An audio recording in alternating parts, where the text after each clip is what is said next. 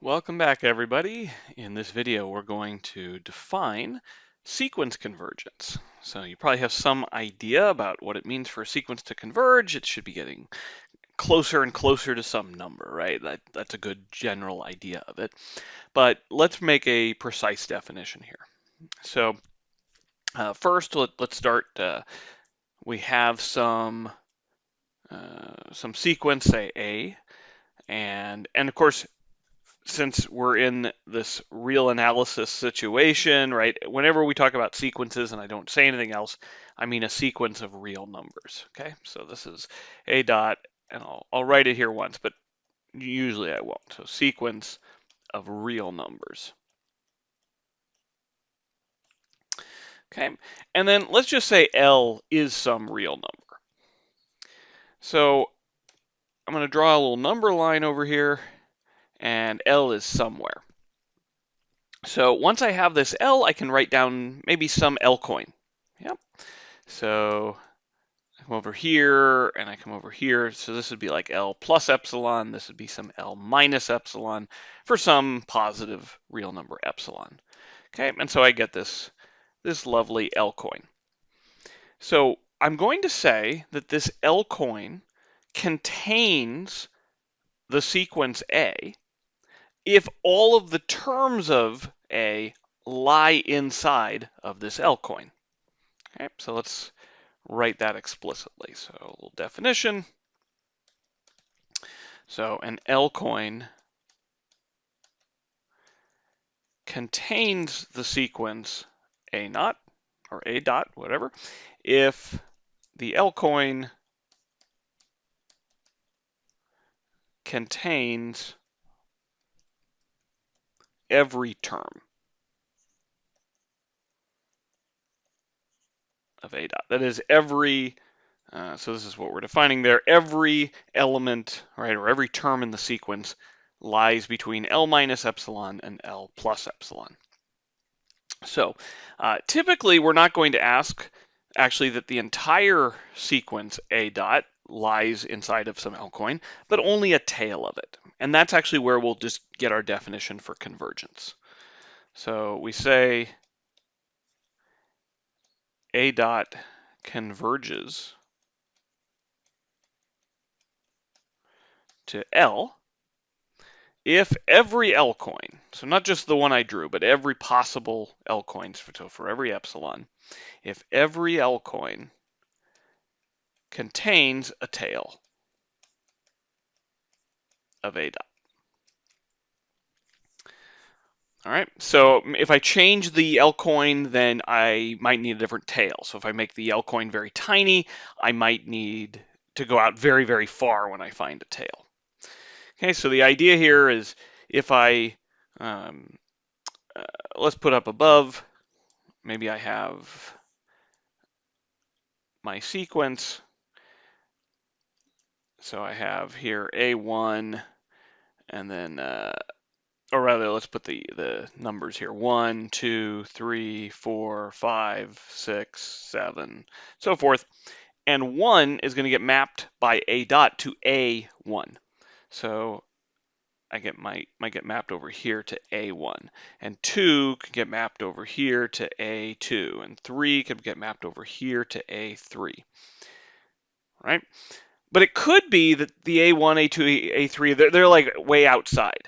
All right? So if I run this back a little bit, time machine, and I say, okay, 1 is way out here, and 2 is over here, and 3, that comes over here to A3, and maybe even 4 comes over here to A4.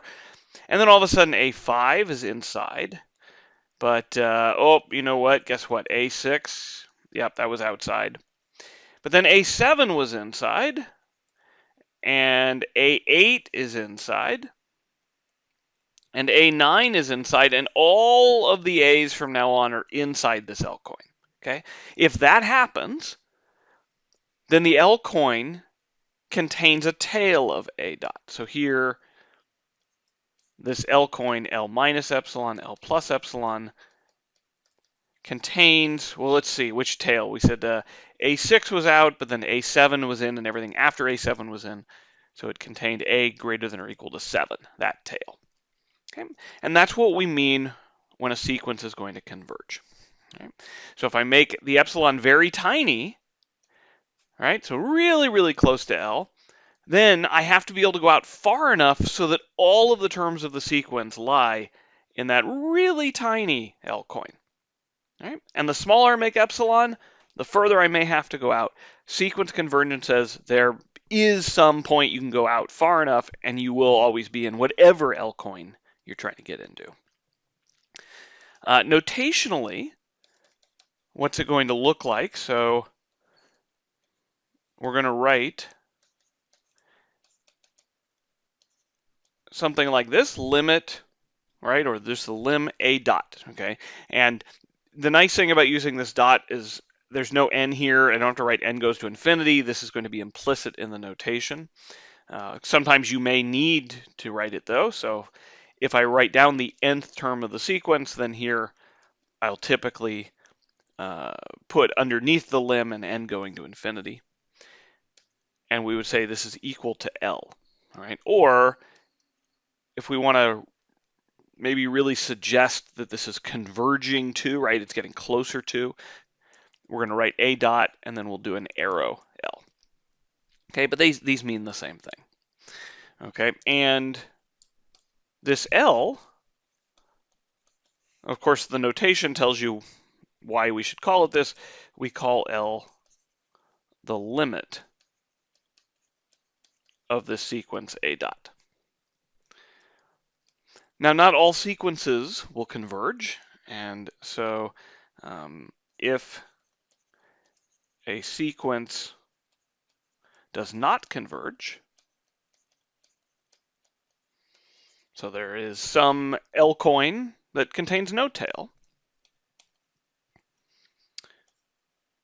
right? And well, if you pick for any L, right? Like you just say, oh, I think it converges to L. Now I can find an L coin that doesn't contain a tail. Okay, it's not that L, but let me try some other L. Well, you try any L you like, and you always have the same problem. Okay, so if a sequence does not converge, then we say it diverges.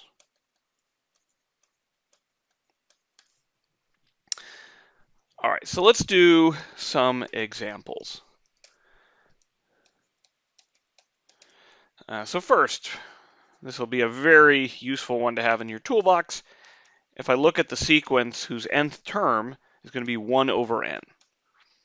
Okay, so we're looking at 1, 1/2, 1/3, 1/4, 1/5, etc. So a little bit of thought, you say, what do I think this is converging to? That is, what do I think this is getting closer to? And you could see these fractions are getting smaller and smaller, closer and closer to 0. Okay? And so that's actually what is going to happen. A dot will converge to 0. All right, well, how do we argue that, right? We had a definition, what it means for it to converge to 0, right? It's one thing to say it, it's another thing to actually establish it. So let's say I have, so if we have well, let's see. We're supposed to take an arbitrary L coin and show that it contains a tail. So in this case, L, this is what we're converging to, L is 0. So I'm going to look at a 0 coin. Okay, so if we have a 0 coin, okay, well, that means it's going to have some radius. So say with radius epsilon.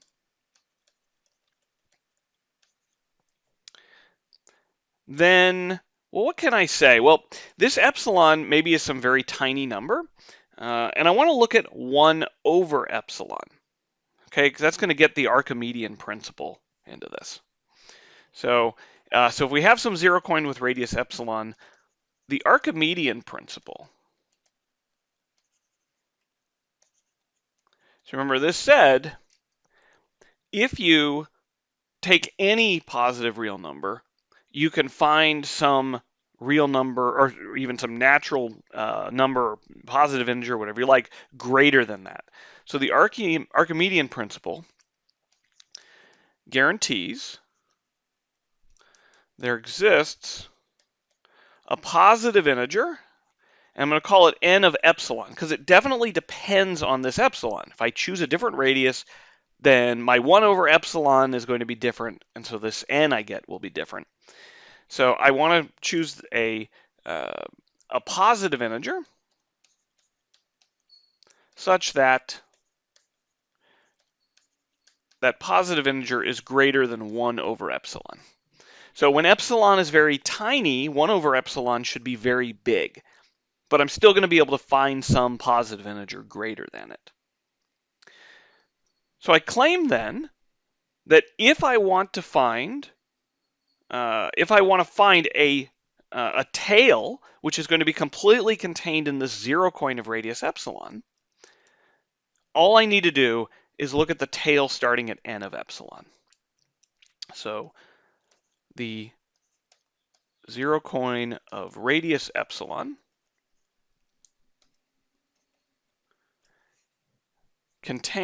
radius epsilon contains the tail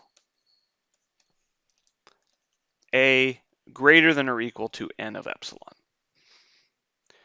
So why is that? Well, let's look at our actual sequence here. So if I'm looking at the, say, n of epsilon term, right? So a sub n of epsilon, this is equal to 1 over n of epsilon. But we know that n of epsilon is greater than 1 over epsilon. And so if I invert this, it's going to reverse the inequality. So I'll get this is less than, and of course I'm going to invert the 1 over epsilon, and I get epsilon. So already I can see from this, the way we chose n of epsilon, that the n of epsilon term of A will be less than epsilon. However, we know that this is a decreasing sequence.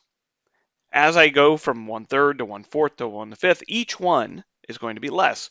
So if I took some a sub little n, where little n is greater than n of epsilon, then a sub n has to be strictly smaller than a of n of epsilon, and so it'll actually be less than epsilon. All right. On the other hand, I also know that all of these terms are positive.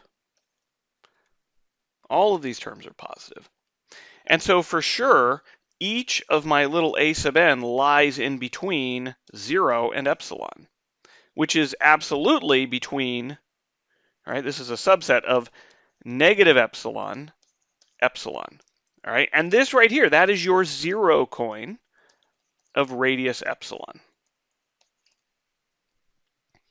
Okay, so therefore we've established that every L coin, or in this case zero coin, is going to contain a tail, right? And we just need to use the Archimedean principle to help us find where that tail begins. All right, let's do another couple examples. These are going to be ones where the sequence diverges. So these will be non-examples of convergence. All right, so let's say I define B dot. This is going to be 1, 2, 3, 4, 5, etc. All right, so this, you could just write this down as the sequence, which in the nth term returns you n. So this sequence is going to diverge. All right, again, intuitively, you can see it just keeps getting bigger and bigger and bigger. It's not getting closer to any particular real number. In fact, you realistically should just say this goes to infinity, right? And that's what we would actually say. We would say it diverges to infinity. All right. Now, you could, well, what if we try to prove that it converges to something, right? How do we know that it doesn't converge to something, right? Well, so what if B dot converges to L for some real number L? Okay, so infinity, not a real number. So what that would mean is that for every L coin, I can find a tail that is contained in that L coin. So how about I draw a picture? I say, okay, well, here's L. And how about I don't know, maybe do the L coin of radius a half. Okay, so sitting over here to the right, by the way, right, is L plus 1. Okay, but I'm not looking all the way to L plus 1. I'm just going to here. And now what I know is that if n is greater or equal to L plus 1, then B sub n, well, it's just equal to n, is also greater than or equal to L plus 1. And L plus 1 is not an element of the L coin with radius 1/2. And of course, if your n is greater than or equal to this, right, n is also not going to be, it's going to be too far to the right, right? So also n is not an element of L minus 1/2, L plus 1/2. Okay, so the L coin here of radius 1/2 does not contain a tail, but there was nothing special about L here, right? So this sequence diverges. How about one more? So this is a very famous sequence. 1, -1, 1, -1, 1, -1, etc. It just keeps alternating. So here you reasonably might think, well, I could converge to 1 because it's hitting 1 an infinite number of times. Or you might say the same thing about -1. And it's not going to be either because we need to be able to get close to a number and stay close to that number, right? This is what this interpretation in terms of L coins. So let's again, right, this is going to diverge, although not to infinity this time. Okay, so what if C converged to some L? Okay, well, let's take a peek here. We'll go to the number line, and let's write down a -1, and let's write down a 1. All right, and we're going to see if we can figure out where it possibly could converge to begin with. So we might think, well, it could only converge to 1 or -1, but that's just an assumption on our part. So we have to allow for the possibility, hey, maybe it converges to something really close to 1, or maybe even far away from 1, right? Maybe it's way down here or something, right? Who knows? We want to rule all of these out. So if I zoomed in a bit on this picture here, I maybe assume that the point could have been here, maybe on the other side, if I zoomed out or something. Okay. The point is, what I want to do is put an L coin, right? So maybe this is my L, or my L could be over here, right? I don't know. But I want to put some L coin that doesn't contain 1 or -1. Okay. So I put an L coin here. It does not contain 1 or -1. Now, if I actually think it converges to 1 or -1, obviously I can't quite do that, right? I can't make it not contain either, but I can certainly make it contain only one of them, okay? And that's going to be the point. So whether I put it over there, or I put an L coin over there, or even if it's at a 1, I can do that, or I don't contain both 1 and -1. So what we do is choose an L coin that does not contain both 1 and -1. Okay, and the fact that -1 and 1 are 2 away from each other allows us to build some interval smaller than what's needed, right, to contain both 1 and -1, right? So maybe it's only going to be of interval size 1, for example, right? So if it's an L coin of radius 1, I can't contain both 1 and -1. Okay, and so we see then immediately, so since the L coin